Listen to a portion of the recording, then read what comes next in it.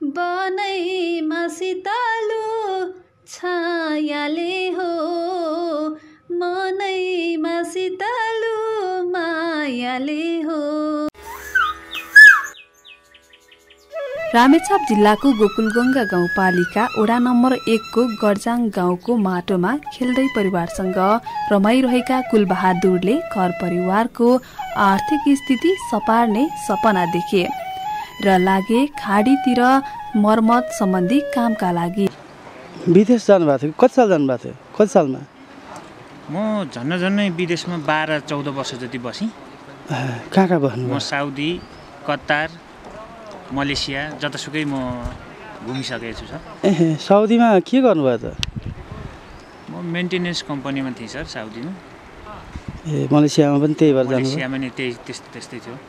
आफ्नो पुर्ख्यौली पेसाले घाँस बाँस र कपासको जोहो गर्न नसकेपछि अरू युवा जस्तै कुलबहादुर पनि खाडी छिरे। पहाडको चिसो मौसममा आफ्नै तरिकाले काम गर्दै बाँचेका कुलबहादुर विदेशी भूमिमा पुगेर अरूको इसारामा समय कटाउन बाध्य बने।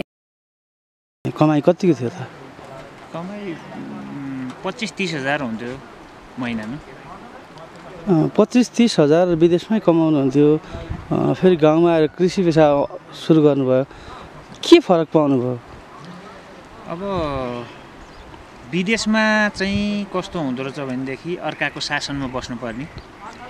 बिहान 4 बजे नै गाडी लिएर गाडीमा हिँड्न पर्ने, बेलुका 8 बजे घर कोठामा आइने, रुममा आइने।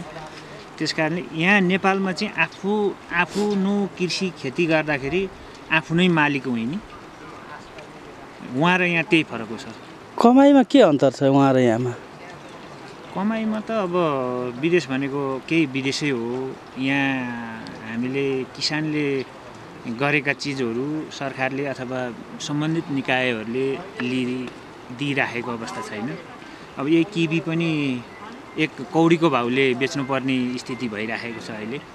पहिले एकैचोटि कौडीकै भाउमा भए पनि एकैचोटि कुनै सङ्घ संस्थाले अथवा सरकारले लिइदिएदेखि केही हुने थियो कृषकको लागि। त्यस कारणले कमाइ त हुँदो र यहाँ पनि हुन्छ सर, त्यस्तो खासै त्यस्तो उता होइन। अलिअलि बेच्दा पनि विदेशमा भन्दा राम्रो कमाइ छ यहाँ? यो समयमा त छ मेरो। यतिखेर त विदेशमा जत्तिकै छ। भनेको मतलब विदेशमा भन्दा बढी पैसा कमाउने स्रोत यहाँ बनिसक्यो? अब बन्दैछ, बनाउँदैछु। अब 100 बोट जति यसमा छ, माथि 100 बोट जति बिरुवा छन् माथि। तिनलाई अब आलु चाहिँ यो आलु खेती यो किबी मुनि लगाइराखेको छु मैले। यसमा भोलि पर्सिका दिनमा विदेशको भन्दा यहाँ राम्रो आम्दानी हुने बनाइराखेको छु, प्लेटफर्म बनाइराखेको छु सर मैले। विवाह गरेपछि पनि विदेश गएका उनी त्यो पललाई अब सम्झनै चाहँदैनन्। काखको आफ्नो सन्तान खेलाउन छाडेर समेत कुलबहादुर पैसा कमाउन विदेश गए। बुढी आमाको र साना लाला बालाको जिम्मेवारी श्रीमतीलाई छाडेर। बिहे गरेपछि विदेश जानुभयो कि नगर्दै जानु? बिहे गरेर पनि गएँ। बिहे गरेर अनि पछि पनि गएँ। कस्तो महसुस हो त्यति बेला? अब त्यो बेलामा त सर अब भन्न र उ गर्न उही छैन।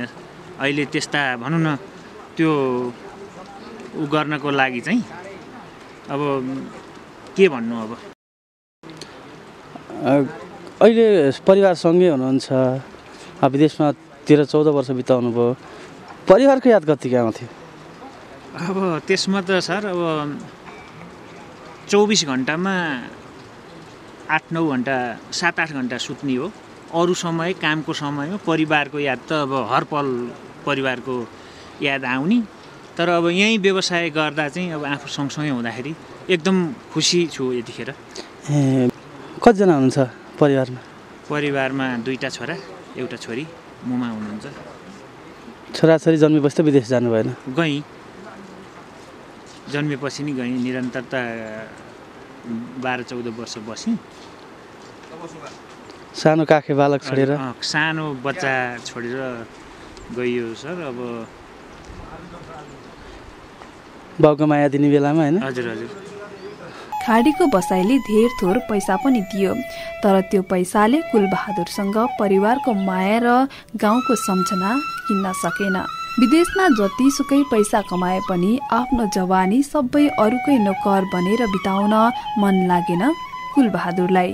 विदेशमा पनि राम्रै कमाइ हुँदै गर्दाखेरि नेपाल फर्केर फेरि यो माटोमा खेल्ने रहर कहाँबाट आयो तपाईँलाई?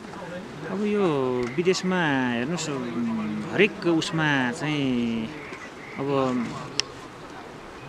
चिन्तन मन्थन गर्दा गर्दै अब गाउँमै बसेर केही गर्न सक्यो भनेदेखि अरू साथीहरूले पनि धेरै प्रेरणा पाउँछन् भनेर मैले यहाँ लाएँ। मेरा बोटहरू अलि ठुलै भइसकेका छन्। अरू बाउ कान्छा बाउहरू अरू गाउँलेलाई पनि मेरै प्रेरणाले गर्दाखेरि यहाँ किबीमय भएको मेरै कारणले गर्दाखेरि हो। यहाँ अरू साथीहरूलाई सोद्धा पनि थाहा हुन्छ यो ठाउँमा किबी उ गरेको मैले नै हो सर। 2072 सालको महाभूकम्पले देशको मुहार तहस नहस बनाएपछि आफ्नै गाउँ फर्किए उनी। गाउँ फर्किएका कुलबहादुरले फर्के लगत्तै आलु र किवी खेती सुरु गरे। आलु खेती उनको पुर्ख्यौली पेसा भए पनि किवी खेती उनको लागि चुनौती थियो। विदेशमा हुँदा मेन्टेनेन्सको काम गरेका उनको रगतमै कृषि थियो। अरबको तातोमा 14 वर्ष बिताएर आफ्नै गाउँ फर्किएका कुलबहादुर अचेल खेतीपातीमै व्यस्त भेटिन्छन्। 2 छोरा 1 छोरी श्रीमती र आमाको साथमा अहिले उनी खुसी छन्। कहिलेदेखि सुरु गर्नुभयो कृषि? यो 72 सालदेखि हो सर। 72 सालदेखि किवी आलु सुरु गर्नु? हजुर, आलु त हाम्रो रैथाने जातको पहिलेदेखि नै सुरु हुन्थ्यो। अनि 72 सालको भूकम्पपछि म विदेशबाट फर्केँ। त्यसपछि म यो किवी चाहिँ मैले सर्च गरेर हेरेर जतासुकै उ गरेर अनि यो किवी चाहिँ हुने रहेछ है भनेर किवी सुरु गरेको। परिवारसँग बसेर यही माटोमा पसिना झारेर सुन फलाउन सकिन्छ भन्ने कुरा हो? अवश्य सकिन्छ। मेरो त्यस्तै नै भइराखेकै छ। राम्रो छ, अहिले सबै खुसीमै छौँ परिवारसँग। अब छोरो पनि अब ठुलै भइराखेको छ। अहिले कतिमा पढ्छ छोरो? 11 मा पढ्दैछ। काठमाडौँमा बोर्डिङमै पढ्दैछ। ठिकै छ सर। 2टा छोरो भन्नुभयो है? 2टा छोरा। एउटा छोरो चाहिँ यहीँ छ, सानो छ। अनि छोरी? छोरी पनि बिचको सानो हो? ए कतिमा पढ्छन् सानो छोरा र छोरी? सानो छोरो 4 मा, छोरी 7 मा, अनि ठुलो छोरो 11 मा। भनेको मतलब कृषि पेसा अब अपनाएरै तपाईँले आफ्नो छोरालाई बोर्डिङमा पढाउन सक्नु भएको छ? सक्ने उ भइराखेको छ, गरिराखेको छु। जाडोमा तातो लुगा, तातो खाना, हजुर, छोराछोरीको शिक्षामा पुगेको छ? पुगेको छ। विदेश जानु अगाडि हौसला दिने कोही नभएकाले आफ्नो 14 वर्ष अर्काको माटोमा बितेकोमा उनी चिन्तित पनि बन्छन्। सानैदेखि बोट बिरुवासँग प्रेम बसेको कुलबहादुरका बाबु बागबानी फार्मका जागिरे थिए। कट्टुस, आल्चा, आरुका फलफुलहरूसँगै बालापन बिताएका उनी अहिले किवी फलाएर व्यावसायिक कृषिमा जमेका छन्। 12-14 वर्ष विदेशमा बिताउनु भयो। आफ्नो धेरै समय चाहिँ विदेशमा पसिना बगाएर खर्च गरेर गल्ती गरे जस्तो लागेन अहिले? अब त्यो समयमा चाहिँ अब यस्तो अवसरहरू पनि थिएन। अब अहिले सरकारबाट पनि हल्का फुल्का यसो सपोर्ट भइराखेको छ। त्यो समयमा त्यस्तो थिएन सर। अब हल्का महसुस त भइराखेको छ, हुँदा पनि अब त्यो समय अनुसारले हो सर। अहिले अब ज्ञान केन्द्रले पनि केही सहयोग गरेको छ। यो परियोजना इकाइ ले पनि यसो सहयोग भइराखेको छ यो किवीहरूलाई, आलुलाई। अनि त्यस कारणले अहिले ठिकै छ सर। अहिले त्यो बेलामा नै मैले यही पेसामा सुरु गरेको भए कमसेकम म आफ्नो परिवारसँग खुसियाली तरिकाले बस्न पाउँछु जस्तो लागेन अहिले? त्यही बेलामा गर्न पाएको र कोहीको हौसला भएको भएदेखि मेरो भनौँ न 12-15 वर्षको जीवन चाहिँ उता त्यत्तिकै गएछ जस्तो लाग्दैछ मलाई यतिखेर। आफूसँग तालिम दिने प्रमाणपत्र नभए पनि गाउँ गाउँ किवी खेतीबारे उनी सिकाउन जान्छन्। किवीको हाँगा काटछाट गर्न परे अचेल उनैलाई सम्झन्छन् गाउँका साथीभाइ। उनी पनि झिझर नमानी गाउँ गाउँका किवी फार्ममा गएर किवीका हाँगा काटछाट गरिदिन्छन्। फलेको जति किबी र आलुले राम्रो बजार पाउने हो भने विदेशमा कमाउने भन्दा दोब्बर कमाउन सकिनेमा उनी ढुक्क छन्। व्यावसायिक कृषिका लागि कृषि ज्ञान केन्द्र र प्रधानमन्त्री कृषि आधुनिकीकरण परियोजनाले समेत सहयोग गरेको रहेछ। अहिले पनि रसनालु ठोसे यो वार्ड नम्बर 1 भनौँ गोकुलगङ्गामा आधी भेग मैले यो किबीको लागि प्रशिक्षण नि दिन्छु, तालिम त हल्का आफ्नो लाइसेन्स छैन र पनि यो किबीको छाँटकाँटदेखि लिएर हरेक चिज मैले गरिदिइराखेको छु। साथीभाइहरूले जतासुकैबाट सम्झिरहनुहुन्छ मलाई। अहिले पनि अलि टाइम नभएर मात्रै नभएदेखि मलाई धेरै ठाउँमा अफर भइराखेको छ। विदेशमा मेन्टेनेन्सको काम गरे मान्छे एकाएक किबीको लागि तपाईँ प्रशिक्षण दिँदै हिँड्ने सिकाउँदै हिँड्ने कसरी सम्भव छ र यो? अब मैले पनि 2-3 वटा तालिम राम्रै खालको तालिम गरिसकेपछि अब नहुने के चाहिँ छ र सर? अब मेन्टेनेन्समा काम गरेपछि अहिले पछिल्लो समयमा अब यस क्षेत्रमा अब अलिकति जग विदेशबाट बसिसकेपछि अब यतातिर लाग्यो, राम्रै भइराखेको छ सर। अब योजना के छ तपाईँको? तपाईँलाई यो पेसामा लाग्नलाई कसले सहयोग गर्यो, कसले उत्प्रेरणा दियो? अब यसमा चाहिँ म सानैदेखि नै यो बोट बिरुवाहरूदेखि म अलिकति थिएँ सर। अब मेरो बुबाले नि बागवानी फार्ममा जागिर खानुभएको। सानैदेखि हाम्रो घर पहिलेदेखि फलफुलहरू भइरहन्थ्यो। कटुस, आल्चा, आरू, विकासे आरूहरू भयो, यहाँ पाइने ऊहरू। अनि उसले गर्दाखेरि अब यो चाहिँ बुबाले पनि अलिकति गर्नु, अहिले बुबा चाहिँ रहनु भएन, हुनुहुन्न। त्यस कारणले पहिलेदेखि नै अलिअलि भित्रीदेखि नै यो बोट बिरुवादेखि चाहिँ मलाई धेरै लाग्थ्यो। कति कमाउनुहुन्छ वार्षिक? वार्षिक अहिले चाहिँ अब त्यो रेकर्ड राखिएन, 1 देखि 1.5 लाखसम्म हो वर्षको किबीको। अब 2-3 वर्षभित्रमा म 8 देखि 10 लाख कमाउँछु सर किबीबाट मात्रै। आलुबाट 40 देखि 80 हजारसम्म हुन्छ। अब अलिक व्यापारको लागि अलिकति राम्रो छैन भनेको मतलब फलेको सामान जति बजारीकरण भयो भने विदेशभन्दा दोब्बर कमाउन सकिन्छ। हुन्छ सर, फलेको जति राम्रोसँग किनिदिने मान्छे आएर व्यापारीहरू आएर सबै उठाइदिएदेखि विदेशभन्दा डबल यही हुने रहेछ। विदेश जाने युवाहरूलाई समेत तालिम लिएर आफ्नै देशमा व्यावसायिक कृषिमा लाग्न सुझाउँछन् कुलबहादुर। विदेश जागेका आम युवाहरू अहिले हुनुहुन्छ नि, सबै विदेश जाने भन्नुहुन्छ, अमेरिका अस्ट्रेलिया जाने भन्नुहुन्छ, खाडीमा पनि पस्नुहुन्छ। कहिले त उतै ज्यान पनि गुमाउनुहुन्छ, कहिले कमाएर आउनुहुन्छ र कतिले गुमाएर आउनुहुन्छ। त्यस्ता युवाहरूलाई तपाईँ के भन्नुहुन्छ? अब ती युवाहरूलाई चाहिँ केही यहीँ तालिम लिएर सबभन्दा पहिले तालिम लिने। अब तालिम लिइसकेपछि यहीँ आफ्नै माटोमा रमाउने गर्नुभयो भने विदेशको जति कमाइ यहीँ हुन्छ। त्यस कारणले सबभन्दा पहिले तालिम हो। तालिम नलई गरेको काम केही पनि हुँदो रहेछ भन्ने मैले राम्रोसँग प्रष्ट थाहा पाएको छु। अनि ज्ञान केन्द्र परियोजना इकाइ अब प्रधानमन्त्री कृषि आधुनिकीकरणहरूबाट तालिम भइरहन्छन्। त्यहाँ कन्ट्याक्ट गरेर तालिममा सहभागी भएर प्रत्येकले किबी, आलु, अब यहाँ अब जडीबुटीहरू खेती गरेर राम्रोसँग गर्यो भनेदेखि, बाख्रा पालन गर्यो भने विदेश जाने युवालाई चाहिँ यहीँ नेपालमै रोजगारी चाहिँ धेरै सम्भावना छ।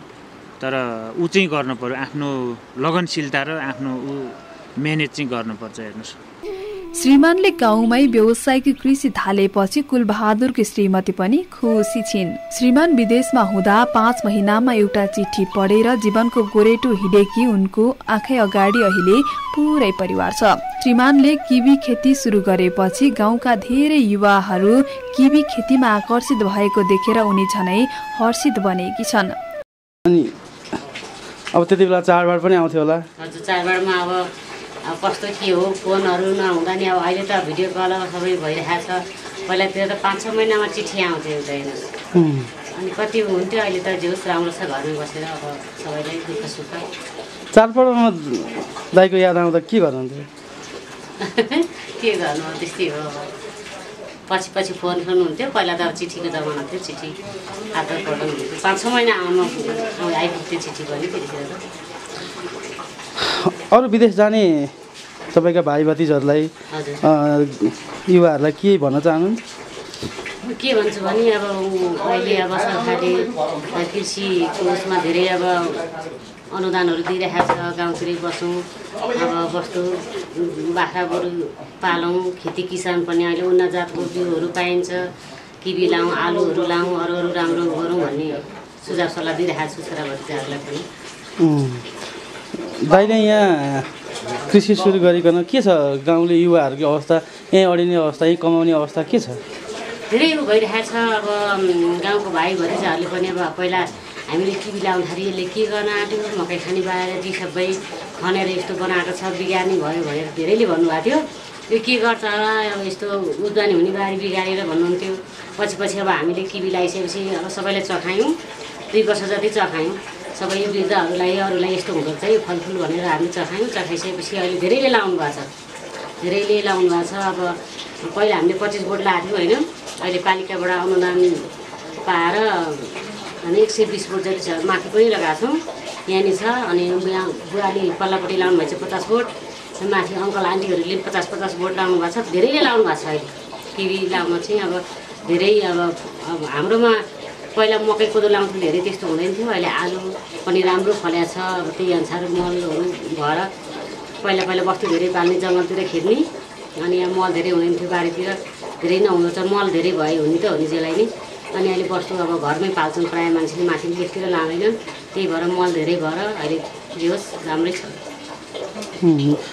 विदेशमा कमाइरहेको श्रीमानले चटक्क विदेश छोडेर गाउँमा माटो खेल्न आउँदाखेरि अब पैसा अब कसरी कमाउने भन्ने जस्तो लाग्दैन अहिले त। अब त्यो बेलामा लागेन, त्यतिखेर नि अलिअलि उहाँले अब अलिअलि जोगाएको थियो, त्यही भएर नि अब जे होस् राम्रै छ अहिले। अनि दाइ त अहिले यिनै यत्रो गर्नु सक्नुहुन्छ, कृषि अहिले राम्रोसँग आम्दानी गरिरहनु भएको छ। पहिला त त्यस्तो केही थिएन सर। अनि अब पछि उहाँ विदेश गइसकेपछि यसरी किबीहरू लाउनु पर्ने रहेछ भन्ने कुरो भयो। पहिला अब कोदो मकै लगाइन् त धेरै हुँदैन थियो। अहिले अब आलुको पनि राम्रै फल्छ। अब किबी लगाएपछि किबी पोहोर 1,30,000 को बेच्यौँ, यसपालि चाहिँ 1 लाखको बेच्यौँ। किबी राम्रै भइरहेको छ। बिहे गर्न बित्तिकै श्रीमान चटक्क छोडेर विदेश जाँदा कस्तो भएको थियो हजुर? होइन अब बाध्यताले पनि जानुपर्ने हुन्छ नि। अब कमाइहरू धेरै नभइसकेपछि अब गर्नुपर्ने हुन्छ। अब जान परिवार त पाल्नु पऱ्यो, त्यही भएर पनि अनि विदेश जानुभयो। अहिले कस्तो लागिरहेछ? अहिले एकदम राम्रो छ। अब घर परिवार सबैजना घरमै छौँ। अनि अब खेतीहरू गर्दाखेरि सँगै अब दुईजनै भएर गर्दाखेरि राम्रो भइरहेको छ। बुढोले विदेशमा बसेरै कमाएको भए बरु सुख पाइदियो जस्तो लाग्दैन? छैन, बरु गाउँमै बसेर अब दुईजनाले गर्दाखेरि राम्रो लाग्छ मलाई चाहिँ अहिले। श्रीमानसँगै होइन, घर परिवारसँगै सबैजना सँगै भएर गर्दाखेरि राम्रो। छोरी सुजातालाई पनि बाबा बेरोजगार भएर विदेश जानु भएको थाहा रहेछ। त्यो नाम के हो? सुजाता खड्का। कतिमा पढ्छौ? बाबा विदेश गएको थाहा छ? किन जानुभयो त विदेश? बेरोजगार भएर। अनि बाबा त अहिले यहीँ स्वरोजगार भइसक्नुभयो त फेरि। अब अरूको बाबालाई पनि भन्नु पर्यो है, के भन्छ? मेरो बाबाले त घरमै बसेर पैसा कमाउनु भएको छ, तपाईँहरू पनि विदेश नजानु भनेको छ कि छैन? अब भन्नु पऱ्यो ल। कतिमा पढ्छौ रे? कुन स्कुल हो? ए गर्जाङको। फुबु कान्छा नगरास मेरो त्यो दिलमा, हुँदैन बास मेरो पछ्यौरी च्यातियो तिमीले तानेर, फसाउन नखोज सोझी ठानेर।